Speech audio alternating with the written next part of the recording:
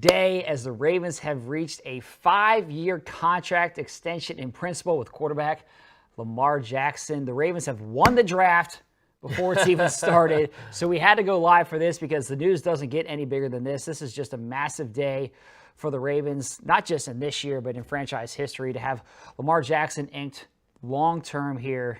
How exciting is this? Well, it could honestly go down as one of the best days in Ravens history, honestly. I mean, obviously, you put the 2 Super Bowls up there. Probably the first draft, you get 2 Hall of Famers. That's a pretty darn good day when you look back on it. Could this go down as one of the best days in Ravens history? It's already kind of there. Mm-hmm. How high does it go up the list? Could be very high. Yeah, that's good perspective. I mean, it really could be, especially as you look at how the rest of the night plays out, which who knows? I mean, look, when we woke up today, I don't know if we necessarily knew that this was going to happen right before the draft a few hours before, and that the Ravens were going to have the biggest news of this weekend. And so what the next few hours hold, there's one thing we've learned about draft weekend, is that to expect the unexpected, it's hard to predict, and it's exciting. So I think this classifies as a Size 'em Up Thursday. Yes, I would say so. Size 'em up, baby. Let's go. Size 'em up. Well, I mean, Eric DeCosta this morning, from his morning message, he had a little glint in his eye, a little smirk. Oh, so you caught it then? Something's going on today, You wonder, I mean, when did this all kind of get done? Was it today? Was it before today? I don't know. But Eric DeCosta knew it was going to be a very good day. Yeah. That's for sure. And by the reports, it sounds like there were some really productive conversations and negotiations over the past several days. And, we've all been waiting so long for this, right? It's been 2 years in the making. And it hasn't been easy. Mm-hmm. Eric DeCosta has been upfront about that, about how challenging it's been. Lamar Jackson, obviously, put a trade request in. It's been a challenging road. But honestly, congratulations to both guys. Yeah.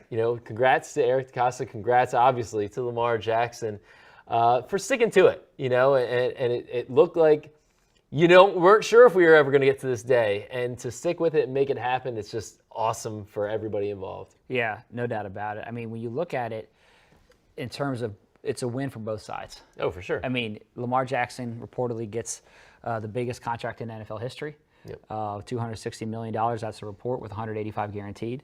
And the Ravens keep one of the best players in the National Football League here in Baltimore. Yep. And the thing that you need to remember sometimes, and probably even more so in this case, negotiations can be difficult. And, Lamar, in the video that we posted, talked about how there's been a lot of people talking. And he said, she said. Yeah, a lot of that going on. But at the end of the day, I've always felt like the Ravens believed in Lamar Jackson and wanted him to be their quarterback, and Lamar believed in the Ravens and wanted this to be home for the long term. Yeah. And so, I always felt like that was a great starting point, and then you got to work out the money, and obviously that's happened. And so now you can move forward with your franchise quarterback, which is where every team wants to be. You want to be in the situation where you have a franchise quarterback, especially one who's one of the best in the game. Obviously, yeah. I mean, and just one of the most fun to watch, ever. Just let that sink in. We have the pleasure of watching Lamar Jackson play football for at least another 5 years in Baltimore. We're spoiled in that regard, honestly. And, it's just so huge on a number of fronts. Just for this season, let's just look at 2023, Now Lamar's here. He's locked and loaded, right? You don't have a new offensive coordinator coming in, not knowing when your franchise quarterback is going to be on the field or on the practice field, right? You have Odell Beckham Jr. We're going to see what happens tonight. The Ravens are probably going to add more weapons for Lamar Jackson, whether it be a draft pick or something else. Mm-hmm. And so it's just really exciting. It just feels like the Ravens were kind of pushing all their chips in. We know what they have on defense. The offensive pieces are put together. It felt like they were pushing it all in, even if Lamar Jackson were only on the franchise tag. But now that he's agreed to this deal, well, we haven't seen what the year one cap looks like, what his cap hit looks like, but now they have more flexibility to do even more to augment this roster.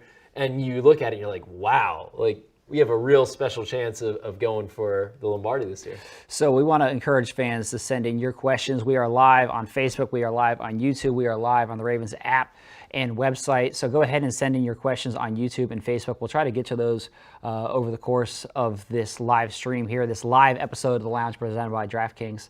And one question, it's not just one question, there's lots of them, lots of conversation about DeAndre Hopkins. There's been lots of buzz there. So Right. Could the Ravens make a move for DeAndre Hopkins?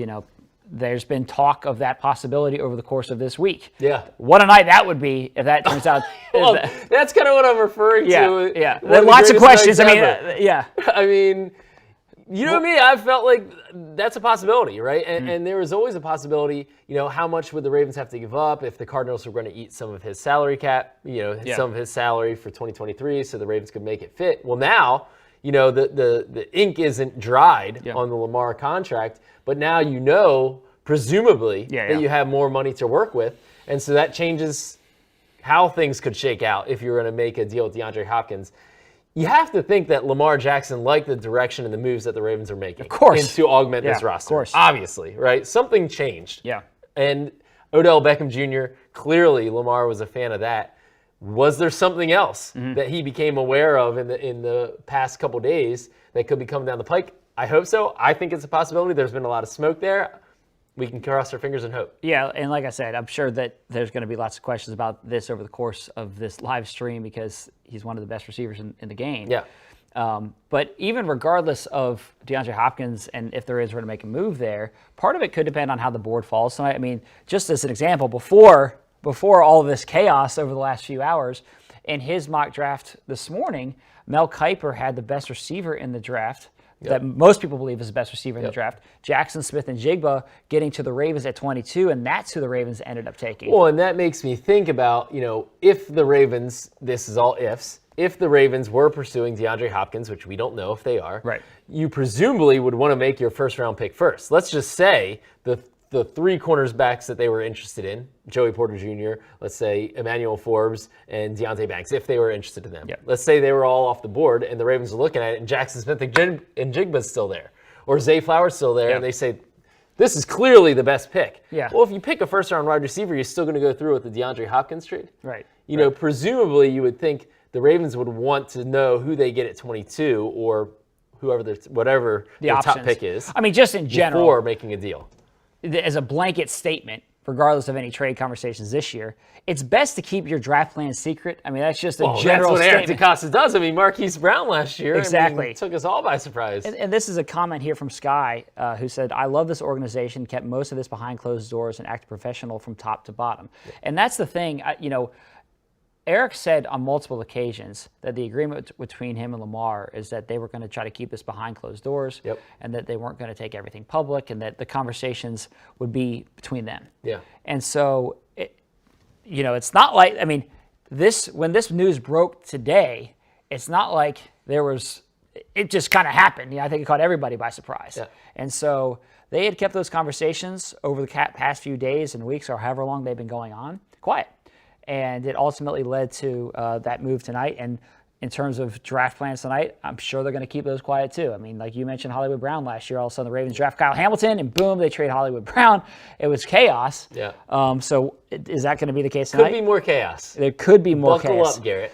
A question is, when will there be a presser announcing the contract extension? Well, there's going to be a press conference at the end of the draft tonight. Yeah. At this point, I've heard no talk of doing a press conference before the draft, and it starts in about 90 minutes here. So I don't think there's going to be a pre-draft Lamar Jackson. Lamar, come on in. That would be a nice guest to get right now. Exactly. The ultimate surprise. But I don't think that'll be it. We're going to hear from John Harbaugh, Eric DeCosta, and Joe Ortiz at the end of the draft tonight. So that would be an opportunity where certainly they will be asked about Lamar Jackson, and they will talk about it there. So keep on sending those questions on YouTube and on Facebook. Question here from Keith Sterling.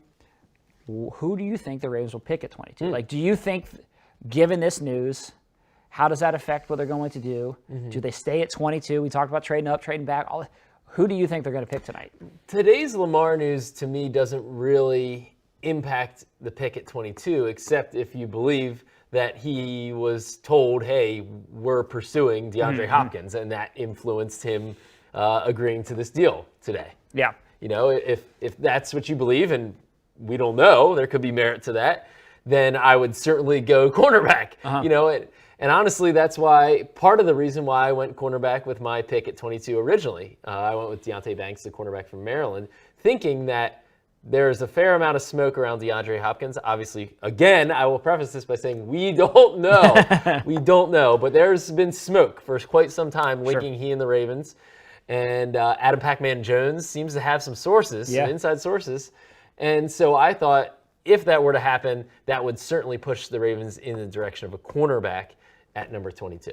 But I think the Ravens, by the end of tonight, certainly by the end of the draft, will have another weapon for Lamar Jackson. Yeah. Absolutely. Yeah. It's going to be cool. So the stadium party, or the draft party is taking place at the stadium tonight. Sold out.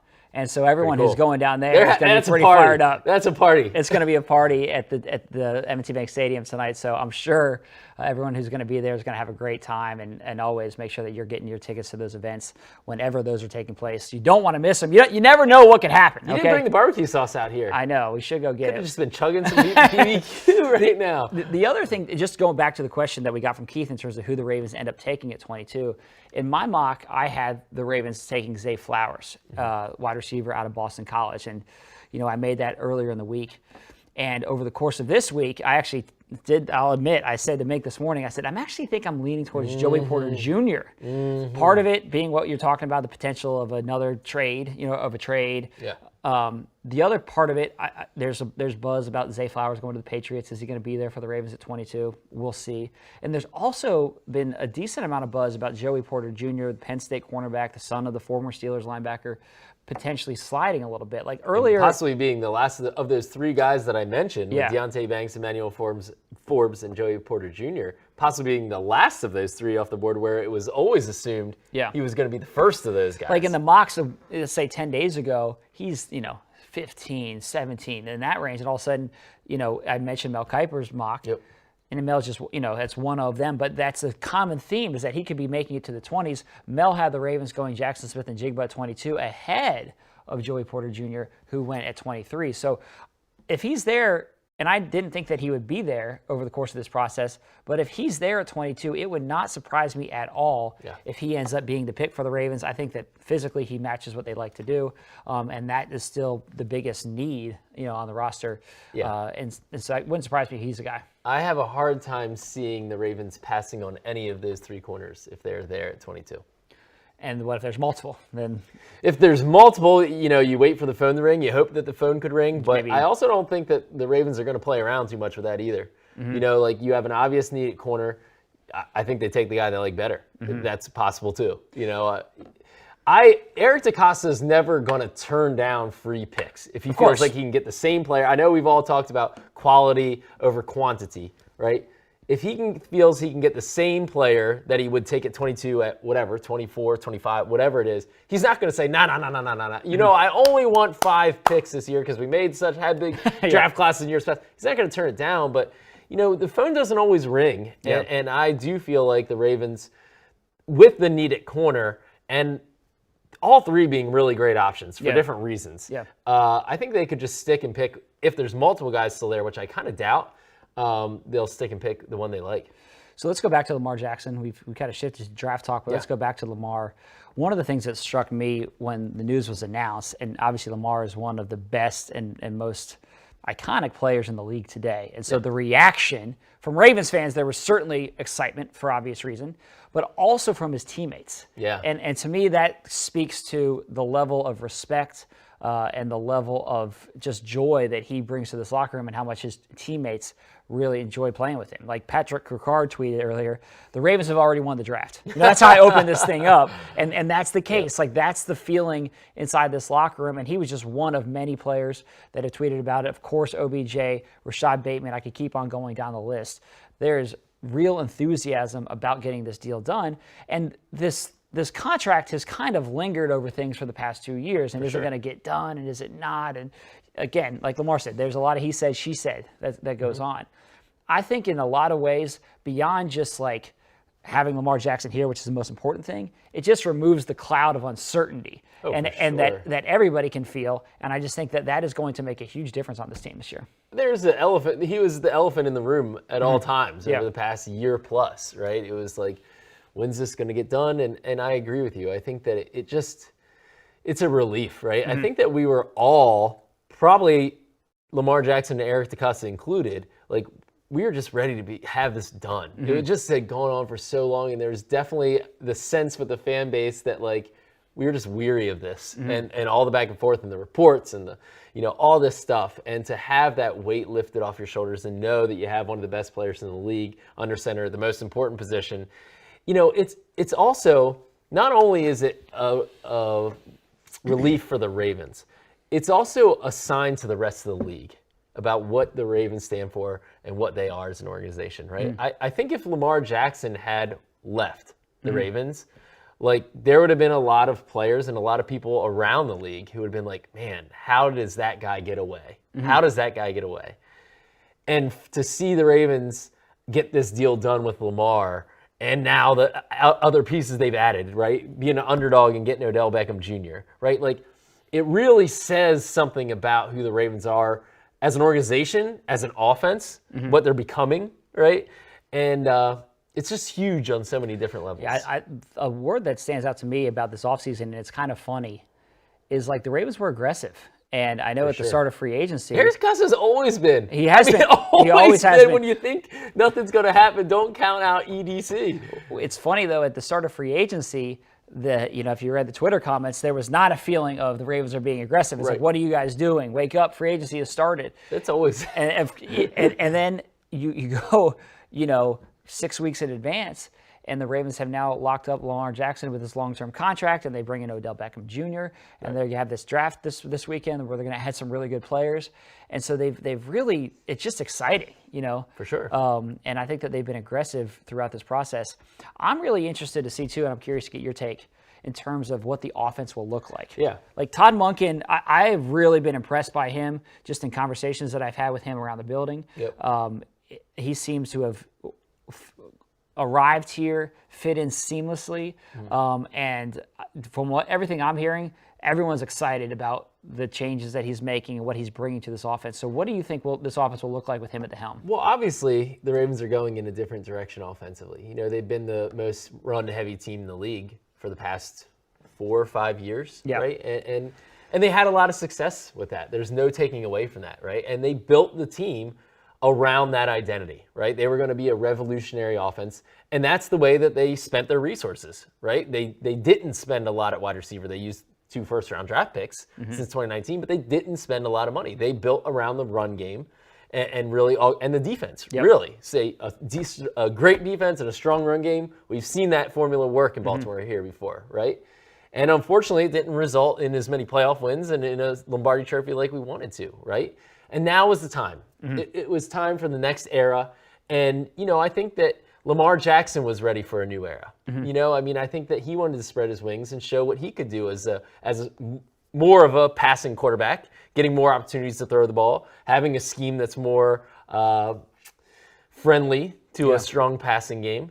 And so I think all of that kind of added up with the Ravens' moves in addition to tell Lamar, this is what we're going to become. You're going to have the opportunity that you're looking to have to flourish as an all-around quarterback and become what we all think you can become. Yeah, right. I like this comment from Kevin Young. He says, get your popcorn ready. It's going to be a good year. And I feel that way with this offense. Like, you look at the offense right now, even before going into tonight's draft and the possibility of trading for a DeAndre Hopkins or just adding really good players. You look at this offense, and there's really not a weakness. You have a really good offensive line. I know you lost Ben Powers, but I think that the Ravens have pieces that can fill in there. You've added Odell Beckham to the receiving core. Rashad Bateman's coming back. With those 2 guys right there, that's really strong. You still, of course, have Devin Duvernay, who's a Swiss Army knife and can be used in creative packages. Nelson Aguilar. Nelson Aguilar, thank you. And then in the backfield, you got J.K. Dobbins, you got Gus Edwards, and you brought back Justice Hill. Right. So, I feel really good about those pieces. You mentioned Mark Andrews, right? Oh, of course. Yeah, Mark Andrews. Thank you. Maybe the best, one of the best 3 tight ends in football. Yeah. Pretty darn good right there. And then go along with a really solid defense, which was the strength of this team at the end of last season.